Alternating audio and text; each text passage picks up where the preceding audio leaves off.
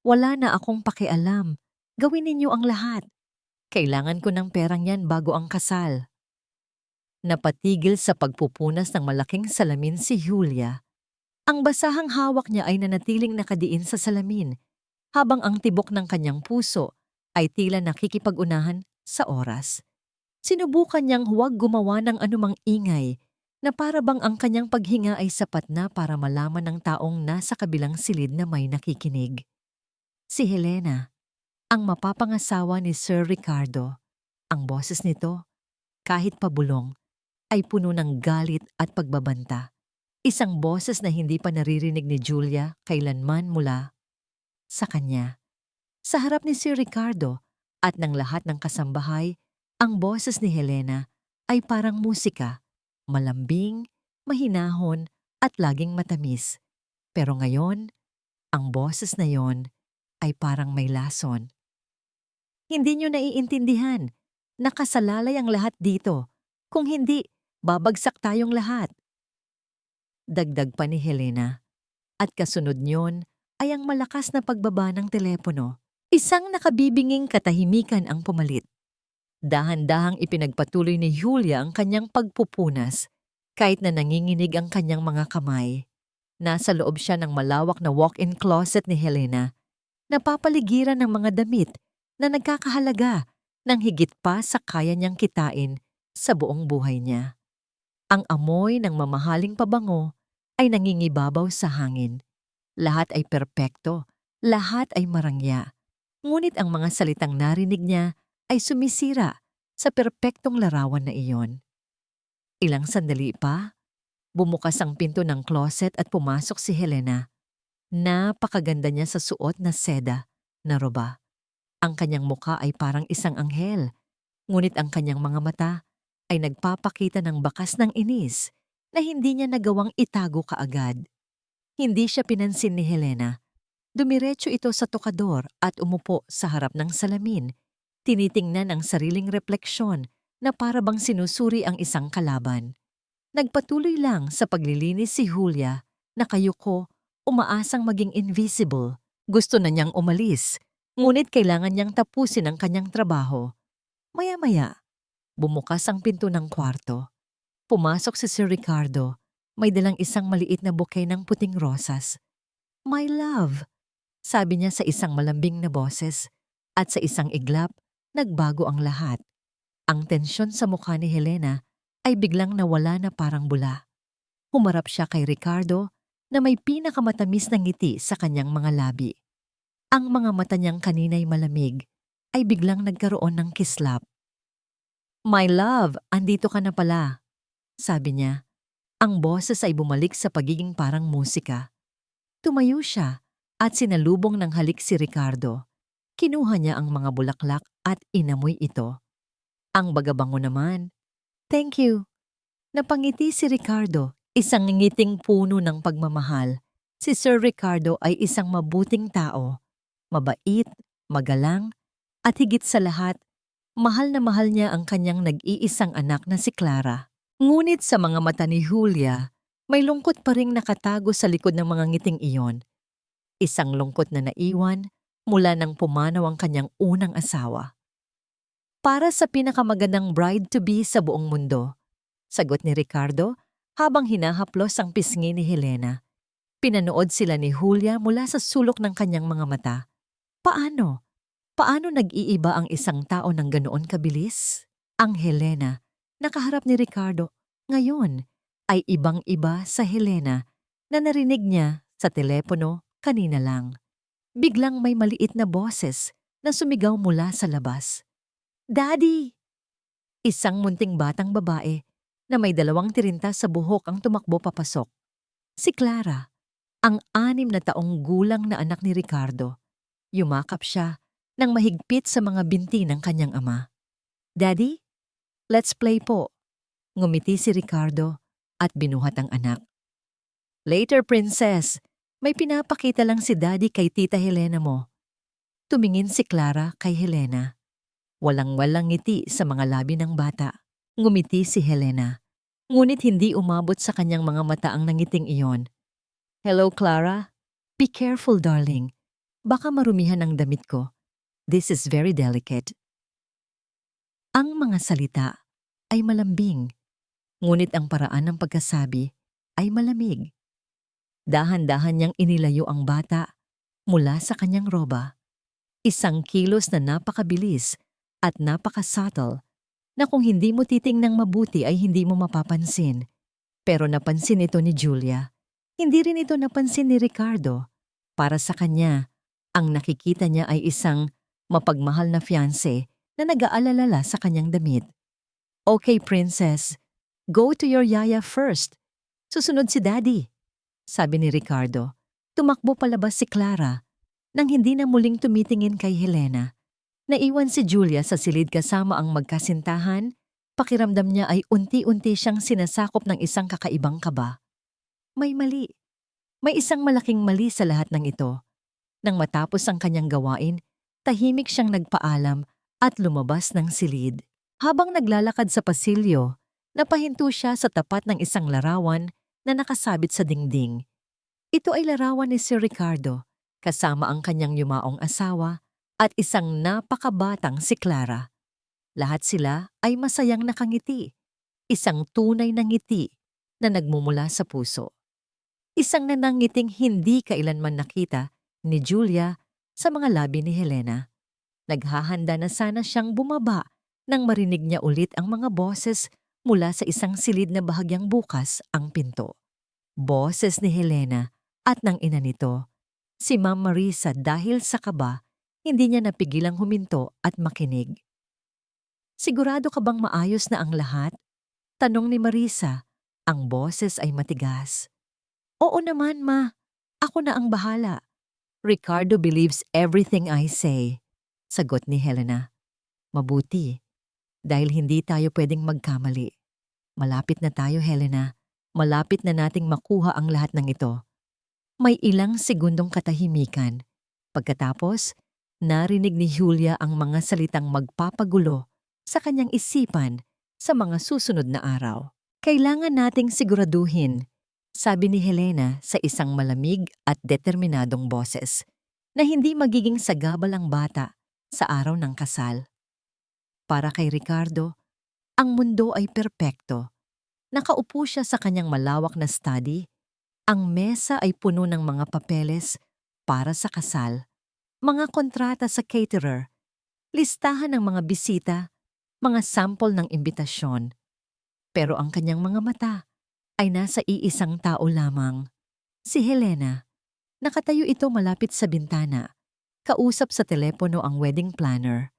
Ang sikat ng araw ay tumatama sa kanyang buhok, nagbibigay dito ng gintong kulay. Bawat kilos niya ay puno ng grasya. Bawat salita niya ay nagpapakita ng kontrol at kahusayan. Siya ang babaeng dumating para ayusin ang kanyang magulong buhay. Napangiti si Ricardo. Simula nang mamatay ang kanyang asawang si Amelia, ang bahay na ito ay nawalan ng liwanag. Ang bawat sulok ay nagpapaalala sa kanya ng sakit at pangungulila. Siya at si Clara, silang dalawa lang ang natira sa isang mundong gumuho. Pero dumating si Helena at kasama niya, bumalik ang kulay, bumalik ang musika, bumalik ang pag-asa. Yes, of course. Make sure the orchids are fresh. Ricardo wants everything to be perfect. Narinig niyang sabi ni Helena sa telepono bago ito magpaalam ng may ngiti. Humarap ito sa kanya. Everything is on schedule, my love. Our dream wedding is just around the corner. Lumapit ito at umupo sa gilid ng kanyang mesa. Hinaplos ang kanyang balikat. Naramdaman ni Ricardo ang isang init na gumapang sa kanyang dibdib. Isang pakiramdam ng kapayapaan na matagal na niyang hindi naramdaman. Napatingin siya sa isang maliit na silver frame sa kanyang mesa. Isang larawan niya at ni Amelia. Kuha noong bagong kasal pa lamang sila. Masaya sila. Walang kamalay-malay sa trahedyang darating. Isang pamilyar na kirot ang kumurot sa kanyang puso. Patawarin mo ako, Amelia, sabi niya sa kanyang isip. Patawarin mo ako dahil muli akong naging masaya. Malalim ang iniisip mo. Bulong ni Helena na tila nabasa ang kanyang isip. Iniisip mo ba siya? Tumingin si Ricardo kay Helena at ang nakita niya sa mga mata nito ay hindi selos, kundi pag-unawa. Lalo lamang niyang hinangaan ang babae. She will always be a part of my past. Mahinang sagot ni Ricardo. But you are my future. You and Clara. Ngumiti si Helena, isang ngiting nakakatunaw. Speaking of Clara, sabi nito sa isang maingat na tono, may gusto sana akong ipakita sa'yo. Isang bagay na sa tingin ko ay makakabuti para sa kanya. Kinuha ni Helena ang isang makintab na brochure mula sa isang folder. Inilapag niya ito sa mesa sa harap ni Ricardo.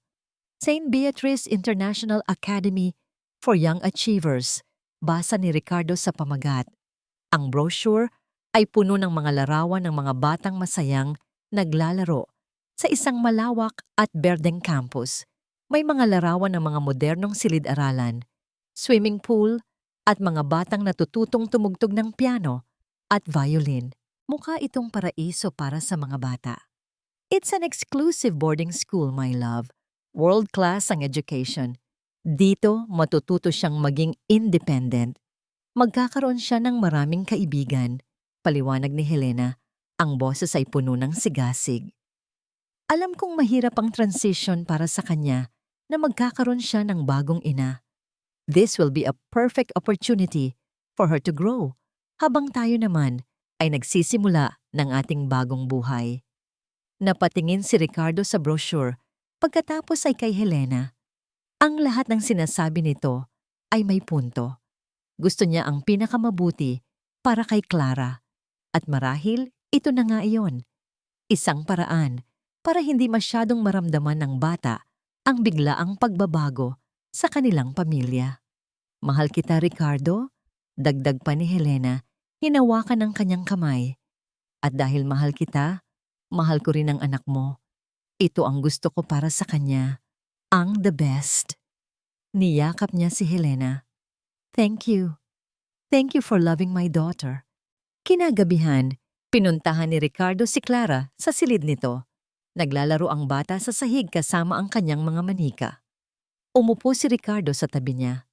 Princess, panimula niya, hawak ang brochure. Daddy has a surprise for you. Ipinakita niya ang mga larawan sa brochure. Look, it's a new school. A very beautiful school.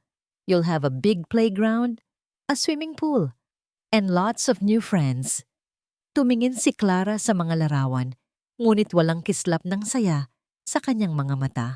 Niyakap niya ang kanyang paboritong manikang basahan, isang regalong gawa pa ng kanyang ina. Ayoko po dyan, Daddy, mahinang sabi ng bata. Gusto ko po dito lang, kasama ka. Ngumiti si Ricardo. Princess, this is for you. It will be fun, I promise. You'll be a big girl there. Umiling si Clara at nagsimulang mamo ang mga luha sa kanyang mga mata. Ayoko po. Please, Daddy. Wag po. Hinaplos ni Ricardo ang buhok ng anak. Iniisip niya na ito ay normal na reaksyon ng isang bata sa pagbabago. It's okay to be scared, Princess, but you have to be brave. Lalong humigpit ang yakap ni Clara sa kanyang manika.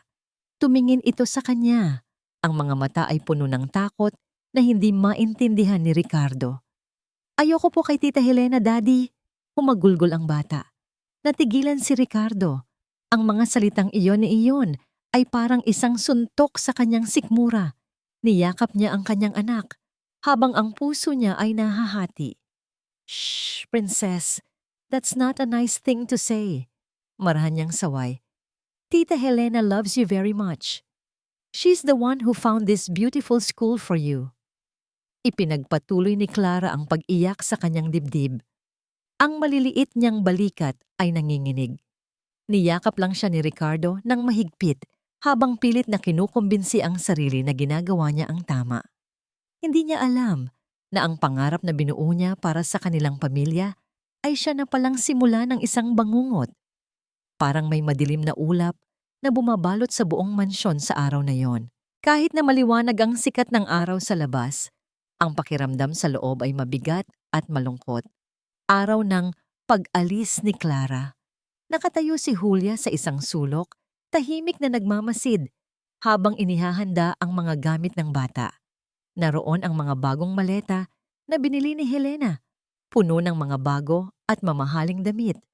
Ngunit ang mga mata ni Clara ay nasa isang maliit at lumang bag lamang kung saan nakatago ang kanyang mga paboritong laruan.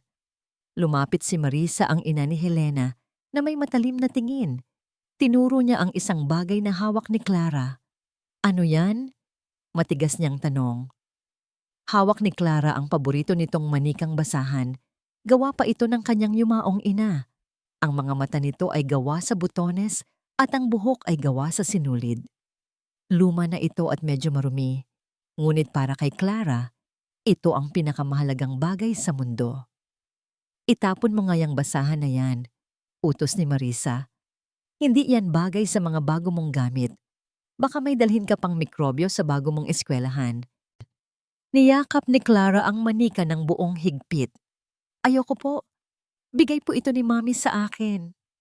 "Wala akong pakialam," sagot ni Marisa at akmang hahablutin ang manika. "Ma, tama na." Dumating si Helena. Kalmado ang boses, pero malamig ang mga mata. Lumuhod siya sa harap ni Clara. "Sweetheart, your Lola is right.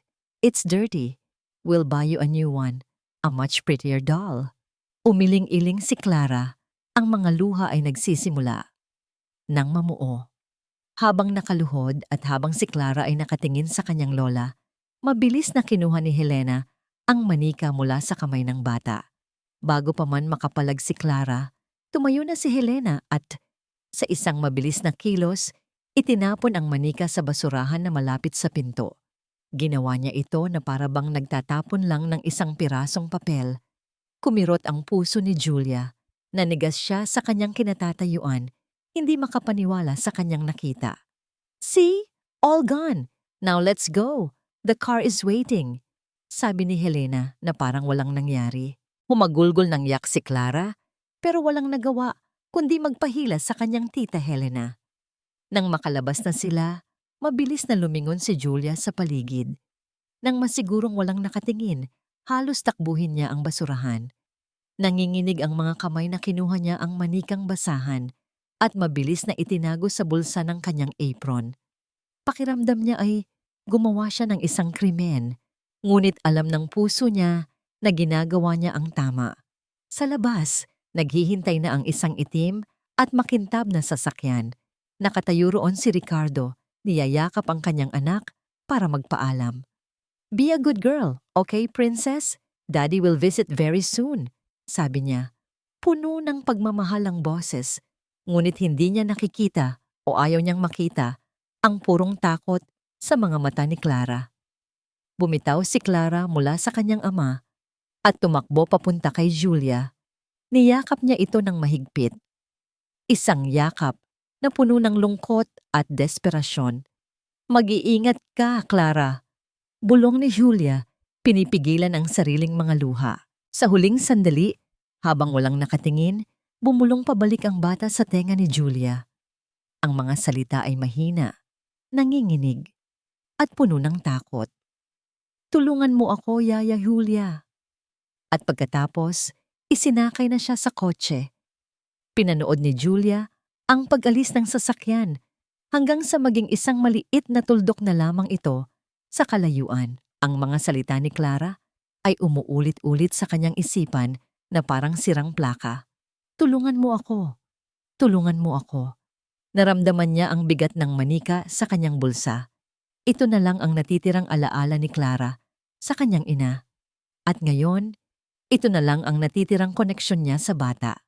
Papasok na sana siya sa loob ng bahay nang may mapansin siyang kakaibang liwanag mula sa sala. Dahan-dahan siyang sumlip. Doon, sa harap ng fireplace, nakatayo si Ma'am Marisa. Walang emosyon ang kanyang mukha. Sa kanyang kamay, hawak niya ang makintab na brochure ng St. Beatrice International Academy. Ang brochure na ipinakita ni Helena kay Sir Ricardo. At sa harap mismo ng mga mata ni Julia, itinapon ni Marisa ang brochure sa apoy. Pinanood ni Julia habang nilalamon ng apoy ang mga larawan ng masayang bata at ng pekeng paraiso. Ang papel ay umitim, gumuho at naging abo. Parang yelo na gumapang sa buong katawan ni Julia ang takot. Sa sandaling iyon, sigurado na siya. Hindi lang ito isang simpleng pag-alis. Isa itong pagtatapon. At ang brochure na sinusunog ay hindi lang basta papel. Ito ay ebidensya ng isang kasinungalingan. Ang mga salita ni Clara at ang imahe ng nasusunog na brochure ay naging multo sa isipan ni Julia. Hindi na siya mapakali. Ang bawat ngiti ni Helena at bawat utos ni Marisa ay tila may kasamang nakatagong banta. Kinagabihan, nang ang buong bahay ay tahimik na, dahan-dahan siyang bumangon mula sa kanyang higaan. Kinuha niya ang kanyang luma at basag ang screen na cellphone. Sa maliit niyang kwarto, sa ilalim ng liwanag ng buwan na tumatagos sa bintana, sinimulan niya ang kanyang paghahanap. Saint Beatrice International Academy for Young Achievers. Ilang beses niyang in-type ang pangalan sa search engine. Iniba-iba niya ang spelling. Dinagdagan niya ng Philippines. Ngunit wala. Walang lumalabas. Walang website. Walang social media page. Walang kahit anong resulta maliban sa mga eskwelahan sa ibang bansa na may kaparehong pangalan. Paanong ang isang world-class na eskwelahan ay walang kahit isang bakas sa internet? Kinabukasan, habang nagwawalis sa hardin, sinubukan niyang kausapin ang matandang hardinero, si Mang Boy. Mang Boy, napansin niyo po ba yung sasakyan na sumundo kay Clara kahapon? Tanong niya sa paraang hindi halatang nag-uusisa. Napahinto sa pagdidilig si Mang Boy. Lumingon ito sa kaliwat kanan, na para bang may takot na may makarinig. Hija, huwag ka nang magtanong ng mga ganyan. Pabulong niyang sabi. Rental lang yon. Walang kahit anong pangalan o marka. Isang itim na van. Pero, Kulya, putol ni Mang Boy. May pag-aalala sa kanyang boses. Matagal na ako dito. Ang payo ko sa'yo, gawin mo lang ang trabaho mo. Huwag mong pansinin ang hindi mo dapat pansinin. Para sa ikabubuti mo yan. Iniwan siya ni Mang Boy na may mas mabigat na pakiramdam. Kahit ang ibang mga kasambahay ay umiiwas sa tuwing mababanggit ang pangalan ni Clara. May takot na bumabalot sa lahat. Isang takot na ipinararamdam ni Helena at Marisa. Kinahapunan, inutusan siyang maglinis ng study ni Sir Ricardo.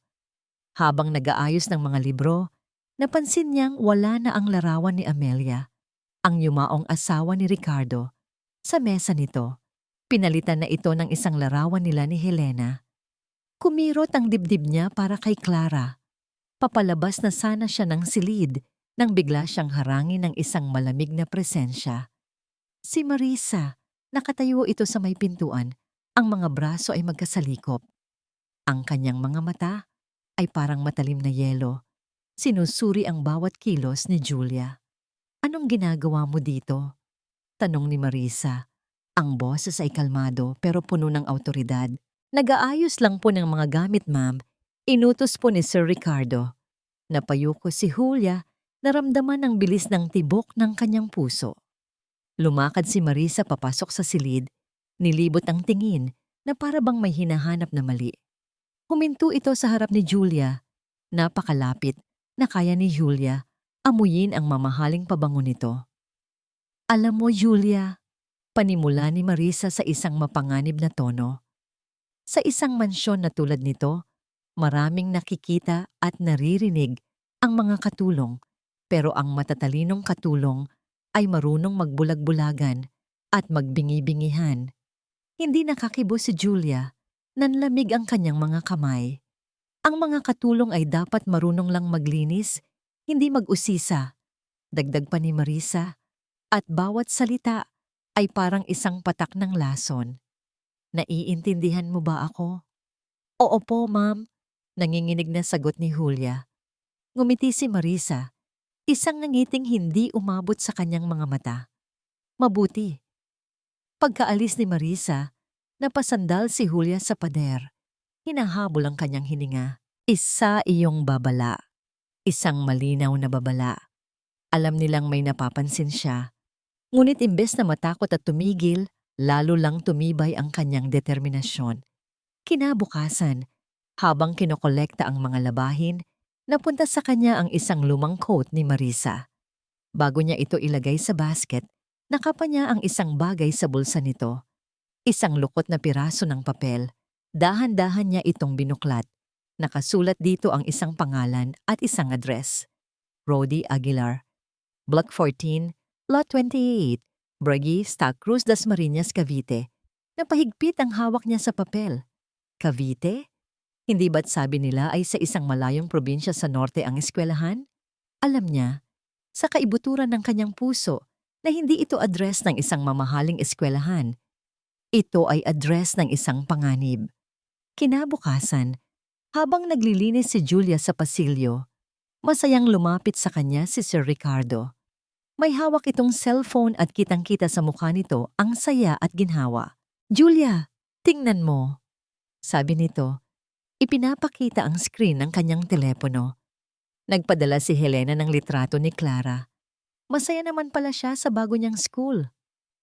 Napahinto sa pagpupuna si Julia at napatingin sa litrato. Nandoon nga si Clara, nakangiti. Ngunit para kay Julia, ang ngiting iyon ay baluktot at pilit. Ang mga mata ng bata ay walang buhay. Sa halip, tila may bakas ng luha na pinipigilan. Ang manika na hawak nito ay bago at mamahalin. Ngunit hawak niya ito na parang isang pirasong bato. Hindi katulad ng mahigpit na pagyakap niya sa luma niyang manikang basahan. "Tingnan mo, Julia, masaya naman siya," ulit ni Ricardo, na para bang kinukumbinsi hindi lang si Julia, kundi pati na rin ang kanyang sarili. Pumilit ng ngiti si Julia. "Opo, sir, mukha nga po siyang masaya." Ngunit ang bawat salita ay parang kasinungalingan sa kanyang bibig. Nang umalis si Ricardo, tinitigan ni Julia ang daan na tinahak nito. Ang larawan, imbes na magbigay ng kapayapaan, ay lalo lang nagpatibay sa kanyang kutob. Ang nangiting iyon ay hindi ngiti ng isang batang masaya.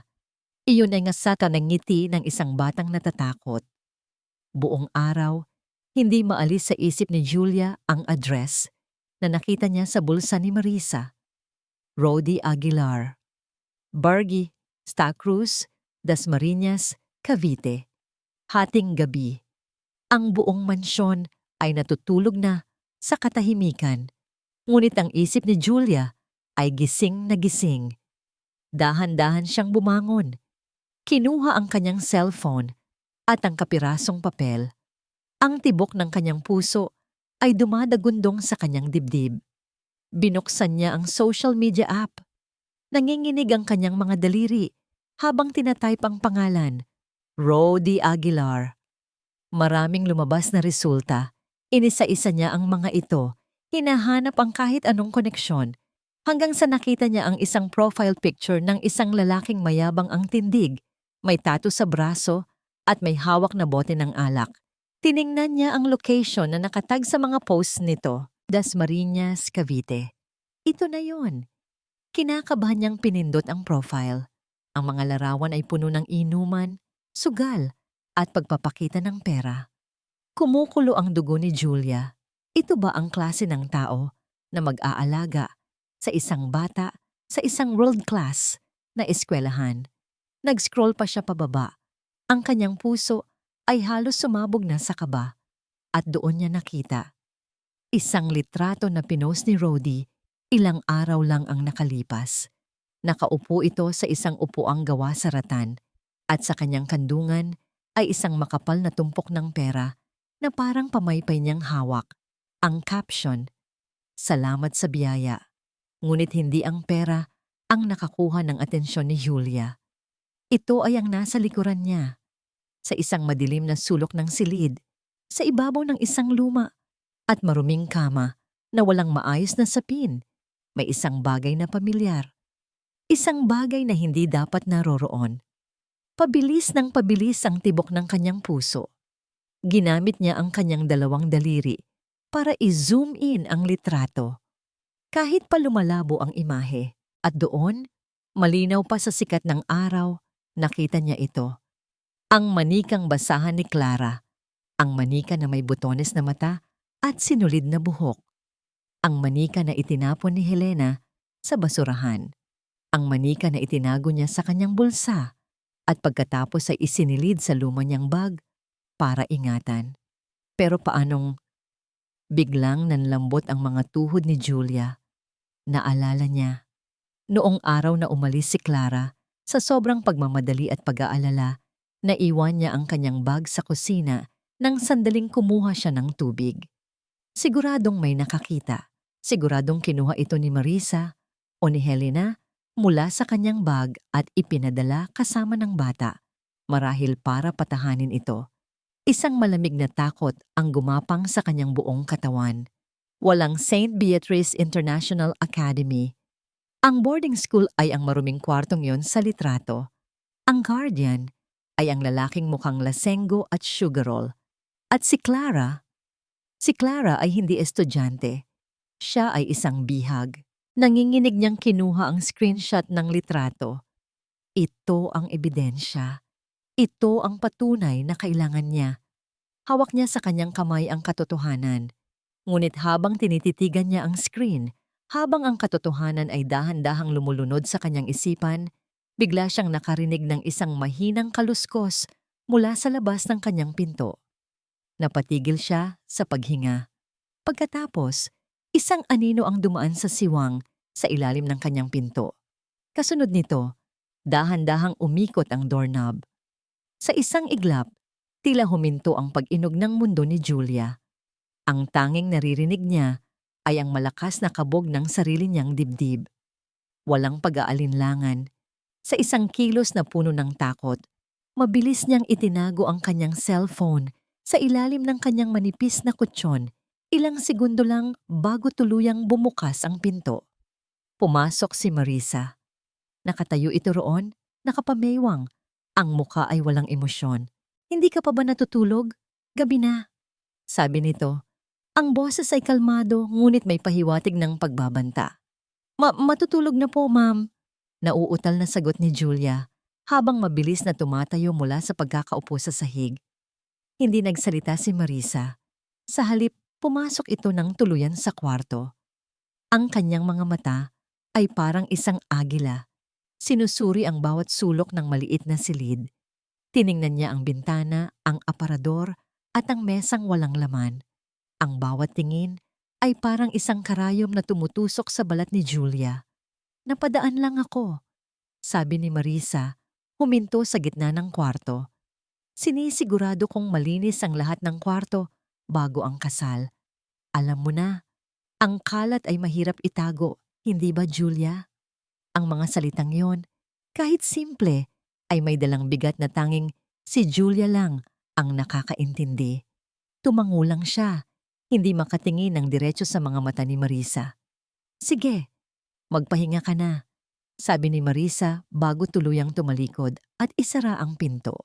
Napasandal si Julia sa pader, nanginginig ang mga binti. Alam niya na. Alam niyang may hinala na si Marisa sa kanya. Ang pagpunta nito sa kanyang kwarto ay hindi isang simpleng pagbisita, isa yung laro. At sinasabi ni Marisa na alam niyang may itinatago si Julia. Kinabukasan ang laro ay naging mas mapanganib.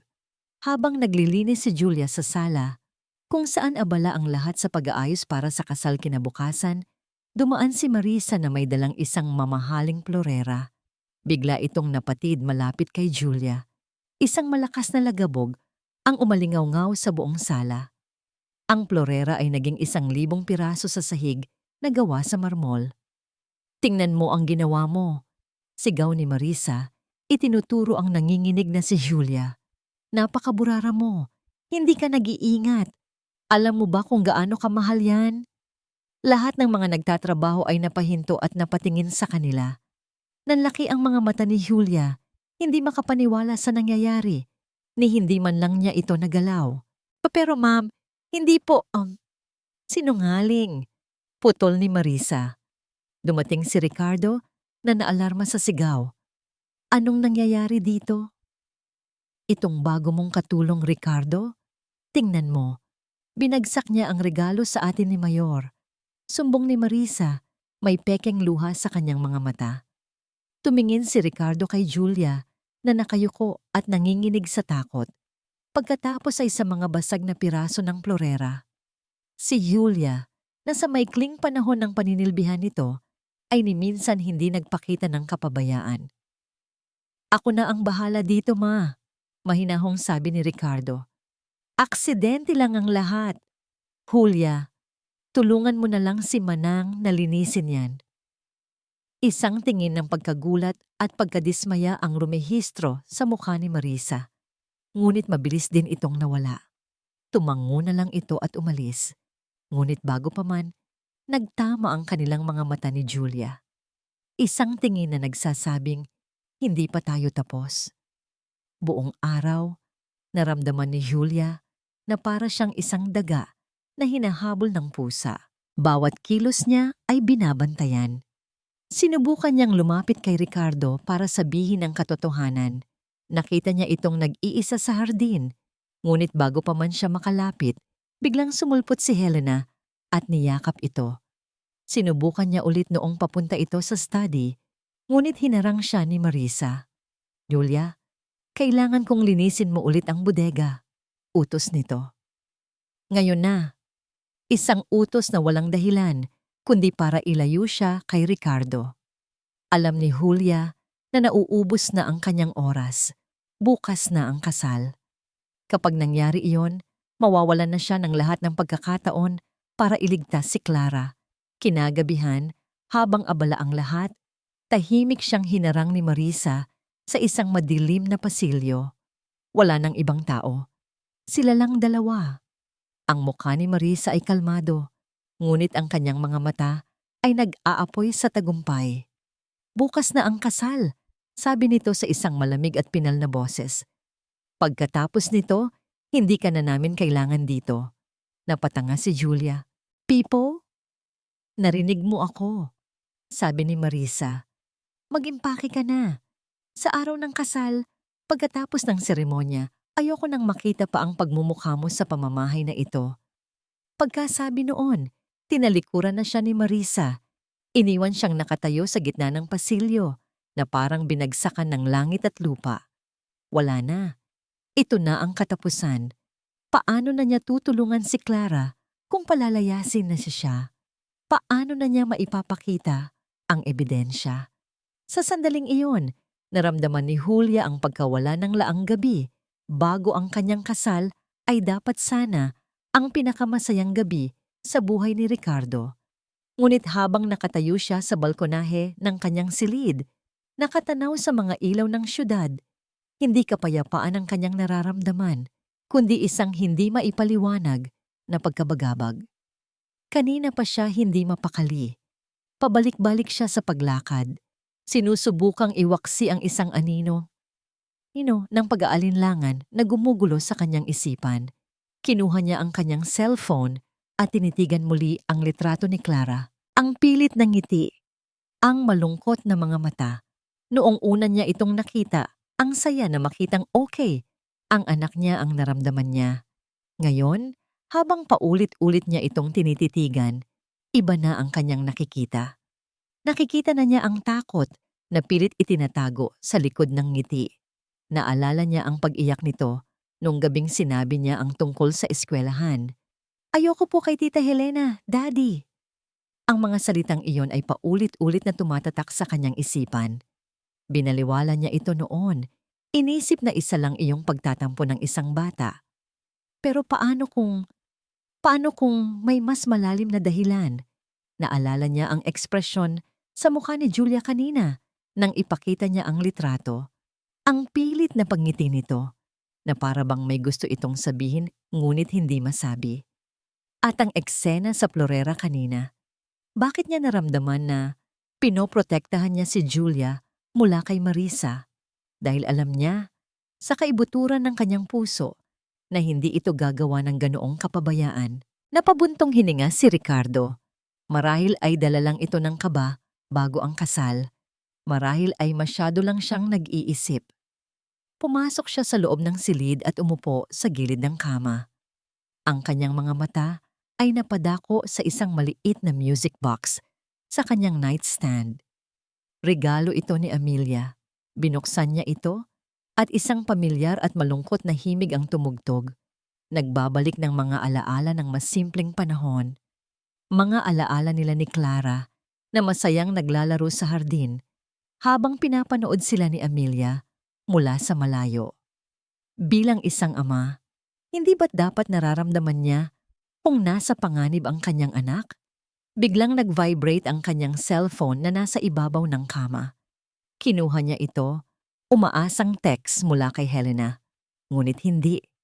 Isang missed call mula sa isang numerong hindi nakarehistro. Hindi niya ito pinansin, ngunit ilang segundo lang ang lumipas.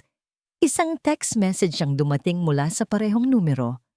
Binuksan niya ito. 5 salita lang ang nakasulat. Ngunit ang 5 salitang yun ay sapat na para palamigin ang dugo sa kanyang mga ugat. Nasa panganib si Clara.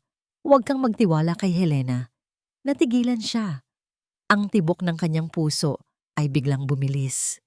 Sinubukan niyang tawagan ang numero, ngunit hindi na ito matawagan. Out of reach. Nagring ito nang nagring hanggang sa maputol. Sino ito? Isang masamang biro? Isang taong gustong sirain ang kasal niya?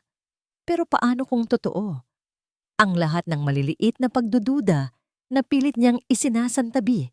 Ang pag-iyak ni Clara, ang tingin ni Julia, ang pagiging agresibo ni Marisa, ang pekeng ngiti sa litrato ay biglang nagsama-sama at bumuo ng isang nakakatakot na larawan sa kanyang isipan.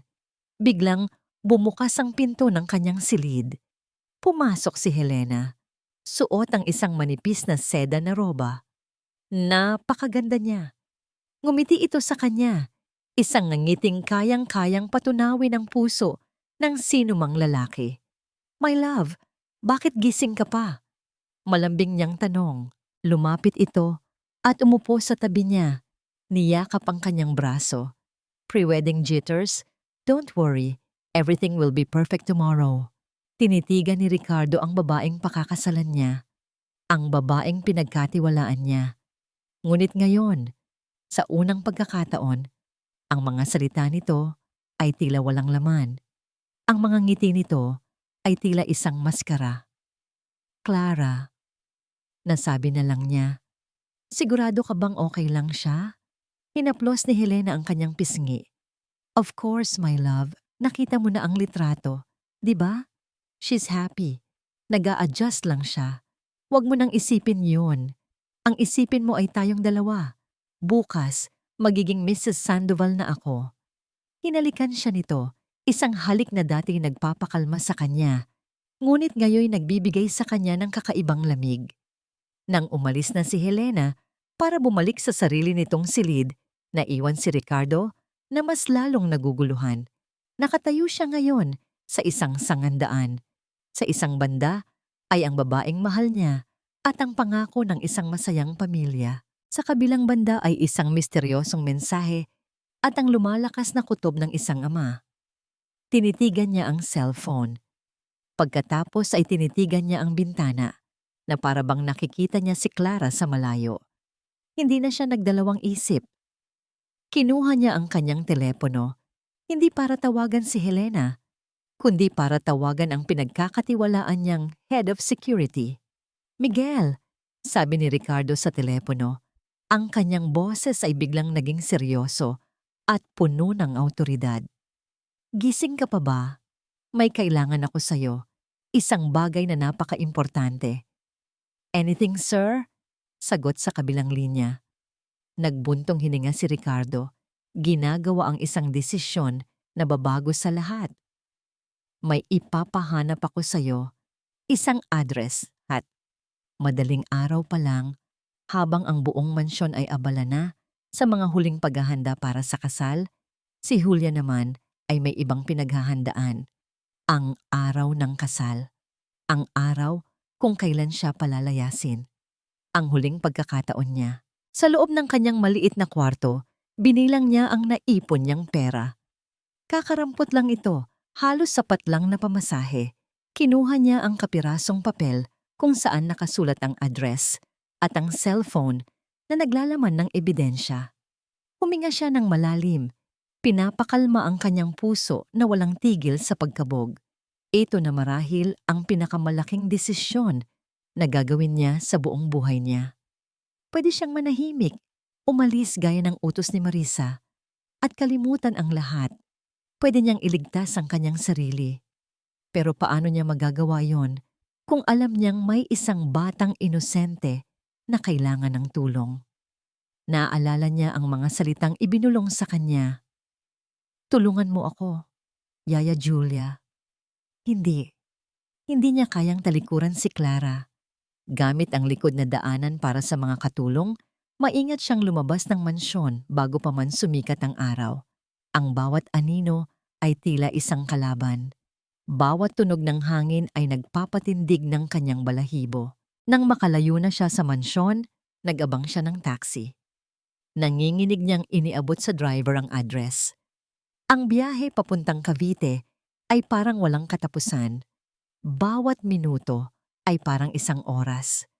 Ang bawat preno ng sasakyan ay nagpapakaba sa kanya. Iniisip na baka may sumusunod sa kanila. Nakarating sila sa isang masukal at dikit-dikit na lugar ng mga bahay. Hanggang dito na lang ako, miss, sabi ng driver. Bumaba si Julia at hinarap ang isang mundong ibang-iba sa mansyon ni Ricardo. Ang mga bahay ay gawa sa yero at kahoy. Ang mga kalsada ay maputik. Sinundan niya ang mga numero ng bahay hanggang sa makita niya ito. Bulk 14, Lot 28. Isang bahay na halos guguho na. Ang pintura ay bakbak na at ang mga bintana ay may mga rehas na kinakalawang. May mga bote ng alak na nakakalat sa labas. Mula sa loob, mahina niyang naririnig ang isang tunog. Isang tunog ng pag-iyak. Si Clara. Kinatok niya ang pinto. Walang sumasagot. Kinatok niya ulit, mas malakas. Bumukas ang pinto at bumungad sa kanya ang lalaking nasa litrato, si Rody. Amoy alak ito at magulo ang buhok. Halatang bagong gising. Sino ka? Magaspang niyang tanong. Kasamahan po ako sa bahay ni Sir Ricardo. Mabilis na sagot ni Julia. Sinusubukang maging kalmado. Pinapunta po ako ni Ma'am Helena. May ipinabibigay lang po. Pera? Tanong ni Rody. Biglang naging interesado. Opo, pero kailangan ko po munang makita ang bata. Para masigurado kong maayos siya. Nag-alinlangan si Rody. Ngunit dahil sa pag-asam sa pera, pinapasok niya si Julia. Ang loob ng bahay ay mas masahol pa sa labas. Marumi, mabaho, at madilim. At doon, sa isang sulok, sa isang lumang banig, nakaupo si Clara. Ang kanyang magandang damit ay marumi na. Ang kanyang buhok ay magulo.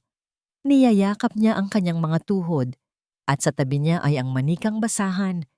Nang makita siya ni Clara, nanlaki ang mga mata nito. Isang kislap ng pag-asa ang sumilay sa kanyang mukha. Yaya Julia. Sige na, nasaan na ang pera? Sabi ni Rody, naiinip na. Alam ni Julia na kailangan niyang kumilos ng mabilis. Dahan-dahan niyang kinuha ang kanyang pera mula sa bulsa. Ito po. At sa halip na iabot, ibinato niya ang mga pera sa sahig sa kabilang direksyon. Nang yumuko si Rody para damputin ang pera, iyon na ang pagkakataon ni Julia. Clara, takbo, sigaw niya. Mabilis niyang hinawakan ang kamay ng bata at kinaladkad ito palabas. Nagulat si Rody, ngunit mabilis ding nakabawi. Hoy! Saan kayo pupunta? Sigaw nito, habang tumatakbo para habulin sila. Nagsimula ang isang nakakapangilabot na habulan sa masisikip na eskinita. Tumatakbo si Julia habang hila-hila si Clara. Ang puso niya ay nasa kanyang lalamunan. Naririnig nila ang mga sigaw at mura ni Rody sa kanilang likuran, palapit ng palapit. Nang makarating sila sa dulo ng eskinita, sa wakas ay natanaw nila ang pangunahing kalsada. May isang tricycle na nag-aabang ng pasahero. Manong, sakay kami. Bilis, kami. Sigaw ni Julia. Mabilis silang sumakay sa tricycle. Manong, kahit saan, bilis paandarin niyo na. Lumingon si Julia. Nakita niya si Rody na papalabas na ng eskinita. Galit na galit. Sa huling sandali, nakita niyang kinukuha ni Rody ang kanyang cellphone mula sa bulsa. May tinatawagan ito. Paandar na ang tricycle, palayo sa lugar na iyon. Niyakap ni Julia si Clara na umiiyak sa takot. Habang nasa biyahe, naririnig ni Julia ang boses ni Rody sa kanyang isipan na parang isang sumpa at alam na niya kung sino ang tinawagan nito. Nakatakas sila. Napakabango ng mga puting rosas na nakapalibot sa altar. Ang solemneng musika mula sa organo ay pumupuno sa buong simbahan. Ang lahat ng bisita ay nakasuot ng kanilang pinakamarangyang kasuotan, nakangiti at saksi sa tinatawag nilang kasal ng taon. Nakatayo si Ricardo sa altar, suot ang isang mamahaling tuksedo. Sa paningin ng lahat, siya ang pinakamaswerteng lalaki sa mundo.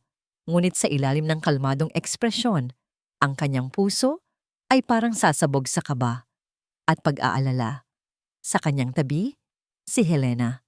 Napakaganda nito sa kanyang wedding gown, isang anghel na bumaba mula sa langit. Ngunit habang tinititigan niya ito, wala na siyang makitang pagmamahal sa mga mata nito. Ang nakikita na lang niya ay isang perpekteng maskara. Isang maskara na sa ilalim ay nagtatago ng hindi niya malamang sikreto. Kanina pa, bago magsimula ang seremonya, nag-vibrate ang kanyang cellphone. Isang mensahe mula kay Miguel, ang kanyang head of security. Sir, we've checked the address. It's a slum area in Cavite. Witnesses confirm seeing a child being held in the house. Proceeding with caution. Stand by. Ang bawat salita sa mensaheng iyon ay parang isang punyal na sumasaksak sa kanyang puso. Nagsimula na ang seremonya. Ang pari ay nagsasalita, ngunit ang mga salita nito ay tila walang kahulugan para kay Ricardo. Ang tanging naririnig niya ay ang malakas na pagtibok ng kanyang puso. Napapansin niya ang bahagyang panginginig ng kamay ni Helena. Napapansin niya ang bawat pasimpleng sulyap nito sa malaking pinto sa likuran ng simbahan. Kinakabahan din ito. Pero hindi ito kaba ng isang bride. Ito ay kaba ng isang taong may itinatagong kasalanan. Tinatanggap mo ba, Ricardo Sandoval, si Helena Reyes bilang iyong kabiyak na mamahalin at poprotektahan sa hirap at ginhawa, sa sakit man o kalusugan, hanggang sa huling sandali ng iyong buhay? Lahat ay naghihintay sa kanyang sagot. Tumingin si Ricardo kay Helena. Sa mga mata nito, nakita niya ang pag-asam at takot. Huminga siya ng malalim, handa nang sabihin ang isang bagay na yayanig sa kanilang lahat. Ngunit bago pa man siya makapagsalita, nagsalita muli ang pari. Kung mayroon mang tumututol sa kasalang ito, magsalita na ngayon o manahimik magpakailanman. Isang saglit na katahimikan ang bumalot sa buong simbahan. Isang katahimikang perpekto para sa isang drama. Blag! Ang malaking pinto ng simbahan ay bumukas ng malakas. Lahat ng tao ay napalingon. Ang musika ay natigil. Ang mga bulungan ay nagsimula. Doon, sa bukana ng pinto, nakatayo si Julia. Ang kanyang damit ay gusot at may kaunting putik. Ang kanyang buhok ay magulo. Hingal na hingal siya at sa kanyang mga mata ay may pinaghalong takot at determinasyon. Hawak niya sa kamay ang isang batang babae na mas magulo pa ang itsura kaysa sa kanya. Isang batang babae na payat, marumi, at umiiyak, si Clara. Naramdaman ni Julia ang daan-daang pares ng matang nakatitig sa kanya, mapanghusga, ngunit hindi niya sila pinansin. Ang kanyang mga mata ay nakatuon lamang sa isang tao, sa dulo ng pasilyo, sa altar. Nakatuon kay Sir Ricardo, sa isang boses na nanginginig ngunit malinaw. Isinagaw niya ang mga salitang babago sa lahat. Sir, kailangan po kayo ng anak ninyo. Sa sandaling iyon, Bumitaw si Clara sa pagkakahawak ni Julia. Sa lahat ng kanyang lakas, tumakbo siya sa pasilyo. Nilalagpasan ang mga naguguluhang bisita. "Daddy!" Sigaw niya. Ang boses ay basag sa pag-iyak. Napaluhod si Ricardo at sinalubong ang kanyang anak. Niyakap niya ito ng napakahigpit na para bang hindi na niya ito bibitawan pa. Ang lahat ng kanyang pagdududa ay naglaho. Ang tanging nararamdaman niya ngayon ay ang katotohanan. Tumingala si Clara sa kanyang ama. Ang muka ay puno ng luha. Sa isang kamay, hawak niya ng mahigpit ang manikang basahan. Pagkatapos, itinaas niya ang kanyang nanginginig na daliri at itinuro ang babaeng nakaputing bestida na ngayon ay namumutla na parang isang multo. "Daddy, ayaw po niya sa akin." Umagulgol si Clara. "Ikinulong niya po ako." Ang mga salita ni Clara ay umaling-awngaw sa loob ng simbahan na parang isang malakas na kulog. Ang bulungan ng mga bisita ay naging isang malakas na ugong ng pagkabigla at pag-uusisa.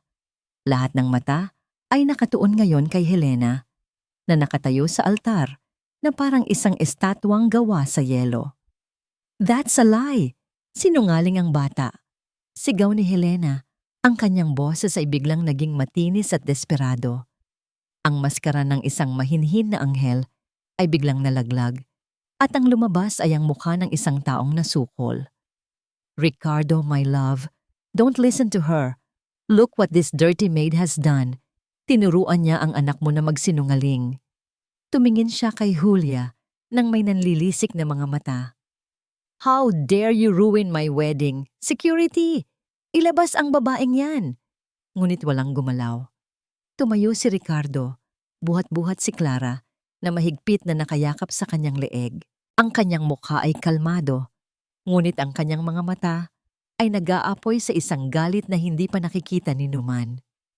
Tumingin siya kay Helena. Isang tingin na napakalamig na, kaya nitong magpayelo ng apoy. "Ikinulong?" Tanong ni Ricardo sa isang mababa at mapanganib na boses. "Saan, Helena? Sa St. Beatrice International Academy?" Ang pagbanggit sa pangalan ng pekeng eskwelahan ay parang isang sampal kay Helena. Lalo siyang namutla. "What are you talking about?" Pagkakailan niya. "Of course, nandoon siya. Masaya siya doon." "Talaga?" Sarkastikong tanong ni Ricardo. Inilabas niya ang kanyang cellphone at ipinakita ang isang litrato. Hindi ang litratong ipinadala ni Helena, kundi isang litrato mula kay Miguel. Isang litrato ng marumi at halos gumuhong bahay ni Rodi sa Cavite. "Ito ba ang world-class campus na sinasabi mo?" Napasinghap si Marisa, ang ina ni Helena, na hanggang sa sandaling iyon ay tahimik lang na nakatayo. "Ricardo, this is all a misunderstanding. Baka na lahat yan ng katulong na yan. May gusto siya sa'yo. Gusto niyang sirain ang pamilya natin." Sinubukan ni Marisa na lumapit, ngunit sa isang senyas lang ni Ricardo, humarang sa kanya ang dalawang malalaking lalaki na nakasibilyan, ang mga security ni Ricardo. Sa sandaling iyon, isa pang grupo ng mga lalaki ang pumasok sa simbahan, kabilang sa kanila si Miguel, at kasama nila ang isang lalaking nakaposas. Si Rodi. Nang makita ni Rodi sina Helena at Marisa, agad niya itong tinuro. Sila ang nag-utos sa akin. Pinangakuan nila ako ng malaking pera para itago ang bata. Bayaran niyo ako." Iyon na, ang huling pako sa kabaong. Nawala na sa sarili si Helena. Ang kanyang pinapangarap na kasal, ang kanyang perpektong plano ay gumuho sa harap niya. "Hindi!" Sigaw niya siya na parang isang nasugatang hayop. "Kasalanan mo itong lahat," sabi niya, habang sinusugod si Julia. "You miserable maid! Sisirain mo ang buhay ko? You will pay for this." Ngunit bago pa man niya masaktan si Julia, nahawakan na siya ng mga security. Nagpumiglas siya, sumisigaw, at nagwawala. Ang kanyang magandang wedding gown ay nagusot, ang kanyang perpektong ayos ay nasira. Ang reyna ay naging isang baliw sa harap ng kanyang buong korte. Maya-maya pa, ang tunog ng sirena ng pulis ay narinig mula sa labas. Pumasok ang mga unipormadong pulis sa simbahan, nagdaragdag sa kaguluhan at drama ng eksena. Nilapitan nila sina Helena at Marisa. Helena Reyes and Marisa Reyes, you are under arrest for kidnapping and child endangerment. Sabi ng isang pulis habang pinoposas ang kanilang mga kamay sa likod. Hindi niyo pwedeng gawin sa akin to. Do you know who I am? I am the future Mrs. Sandoval. Patuloy na sigaw ni Helena habang kinaladkad siya palabas ng simbahan sa harap ng daan-daang kamera ng mga bisita na ngayon ay nag-uunahan sa pagkuha ng video. Habang ang lahat ng ito ay nangyayari, tahimik lang na nakatayo si Julia sa isang sulok, yakap-yakap ang sarili. Natapos na. Ang kanyang misyon ay tapos na. Nanginginig siya, hindi sa takot, kundi sa emosyon. Nang mawala na ang kaguluhan at ang huling pulis ay lumabas na, ang simbahan ay naiwan sa isang nakabibinging katahimikan. Ang mga bisita ay dahan-dahang nagsialisan, nag-iiwan ng mga bulungan. Sa gitna ng lahat, naiwan sina Ricardo at Clara.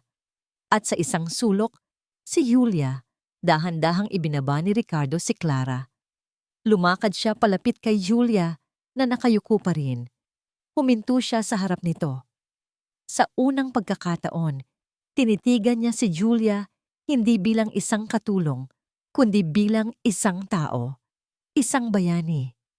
Itinaas ni Julia ang kanyang ulo, ang mga luha ay nagsisimula nang mamuo sa kanyang mga mata. Hindi ko alam kung paano magpapasalamat sa iyo, Julia, sabi ni Ricardo. Ang kanyang boses ay puno ng emosyon at pasasalamat na hindi kayang ipaliwanag ng simpleng salita. Pau. Ilang linggo na ang lumipas mula sa eskandalosong araw ng kasal na hindi natuloy. Dahan-dahan, ang ingay ng media ay humupa. Sina Helena at Marisa ay nahaharap sa mabibigat na kaso at ang kanilang mga pangalan ay naging simbolo ng kasakiman at panloloko. Para naman sa mansyon ni Ricardo, dahan-dahan ding bumabalik ang kapayapaan. Ngunit hindi na ito ang dating kapayapaan. Ito ay isang bagong uri ng kapayapaan, mas totoo, mas tahimik, at mas makahulugan. Isang hapon, habang nagdidilig ng mga halaman si Julia sa hardin, narinig niya ang masayang halakhak ni Clara. Tumingala siya at nakita ang bata na masayang nakikipaghabulan sa kanyang ama sa malawak na damuhan. Ang mga ngiti ni Clara ngayon ay totoo na. Ang kanyang mga mata ay puno na ulit ng buhay. Tila nabunutan ng isang malaking tinik ang dibdib ni Julia sa tuwing nakikita niyang masaya ang bata. Iyon lang ay sapat na para sa kanya. Julia! Napalingon siya. Nakatayo sa kanyang likuran si Ricardo. May dalang 2 tasa ng mainit na tsa. Para sa'yo, sabi nito. Iniabot ang isang tasa. Salamat po, sir. Mahinang sagot ni Julia. Tinanggap ang tasa. Umupo si Ricardo sa isang bench na malapit sa mga rosas at sinenyasan si Julia na umupo sa tabi niya. Nag-alinlangan pa siya noong una, ngunit umupo na rin. Pinanood nila si Clara na ngayon ay masayang naglalaro, kasama ang isang tuta, ang bagong regalo sa kanya ng kanyang ama. Hindi pa ako formal na nakakapag-sorry sa'yo, panimula ni Ricardo. Hindi tumitingin kay Julia, kundi sa malayo. Sa lahat ng nangyari, sorry dahil naging bulag ako, sorry dahil hindi ako nakinig, at sorry dahil inilagay kita sa panganib. Okay lang po yon, sir, sagot ni Julia. Ang importante po ay ligtas si Clara. Tumingin si Ricardo sa kanya, at sa pagkakataong ito, may ngiti sa kanyang mga labi. Isang tunay na ngiti. Julia, ilang beses ko bang dapat sabihin sa'yo na wag mo na akong tawaging sir? Ricardo na lang. Napayuko si Julia, namumula ang kanyang mga pisngi. Gusto kong manatili ka dito. Pagpapatuloy ni Ricardo. Pero hindi bilang katulong. Napatingin si Julia sa kanya, naguguluhan. Aalis na sana siya. Inayos na niya ang kanyang mga gamit, iniisip na pagkatapos ng lahat, babalik na siya sa probinsya. Si Clara, napamahal ka na sa kanya, sabi ni Ricardo. At sa totoo lang, kailangan ka namin. Kailangan ko ng tulong mo para palakihin siya ng tama. Gusto kong maging head of household ka. Ikaw ang magiging tagapamahala ng buong bahay. At higit sa lahat, gusto kong ikaw ang maging personal guardian ni Clara. Siyempre may sapat na sahod at lahat ng benepisyo. Pero higit pa roon, gusto kong maging parte ka ng pamilya namin. Natulala si Julia, hindi siya makapaniwala sa kanyang naririnig. Mula sa isang hamak na katulong na takot magsalita, ngayon ay inaalok siya ng isang posisyon na puno ng respeto at tiwala. Naramdaman niya ang pag-init ng kanyang mga mata. Sa unang pagkakataon sa mahabang panahon, ang mga luha niya ay hindi dahil sa lungkot o takot, kundi dahil sa purong kaligayahan. Opo, sabi niya sa isang nanginginig na boses. Tinatanggap ko po, Ricardo. Kinagabihan, habang nasa kanyang kwarto, isang mas malaki at mas magandang kwarto na ngayon, tinawagan ni Julia ang kanyang pamilya sa probinsya. Naitay, okay na po ako dito, sabi niya. Ang kanyang boses ay puno ng kumpiyansa at saya na hindi niya kailanman naramdaman noon. Huwag na po kayong mag-alala. May bago na po akong trabaho at may bago na po akong pamilya. Pagkababa niya ng telepono, lumapit siya sa bintana. Mula roon, tanaw niya ang hardin na naliligo sa liwanag ng buwan.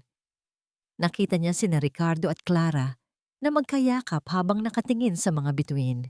Biglang bumukas ang pinto ng kanyang silid. Pumasok si Clara, dala-dala ang kanyang manikang basahan. Yaya Julia, sabi nito. Daddy said to say goodnight. He also said, thank you.